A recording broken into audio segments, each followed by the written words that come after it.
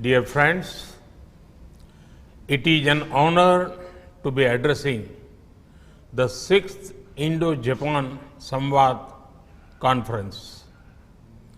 5 years ago, we began this series of conferences with former Prime Minister Shinzo Abe. Since then, Samvad has traveled from New Delhi to Tokyo, from Yangon to Ulaanbaatar. In this journey, it has remained true to its fundamental objectives: to encourage dialogue and debate, to highlight our shared values of democracy, humanism, ahimsa, freedom and tolerance, and to carry forward our ancient tradition of spiritual and scholarly exchanges. I would like to thank the government of Japan for their constant support to Samvad.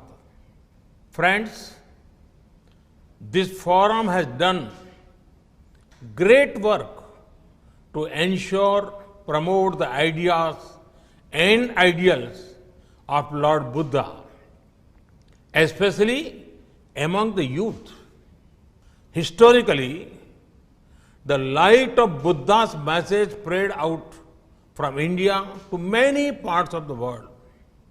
However, this light did not remain static. In each new place it reached, Buddhist thought continued to evolve further over the centuries. Because of the great treasures of Buddhist literature and philosophy can be found in many different monasteries across many different countries and languages. This body of writing is a treasure of humankind as a whole. Today, I would like to propose the creation of a library of all such traditional Buddhist literature and scriptures. We will be happy to create such a facility in India and will provide appropriate resources for it. The library will collect digital copies of all such Buddhist literature from different countries. It will aim to translate them and make them freely available to all monks and scholars of Buddhism.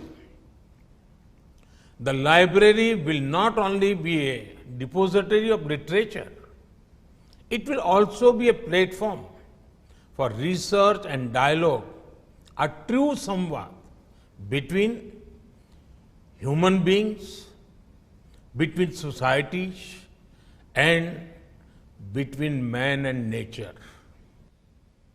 Let Samvad bring out the best in us together.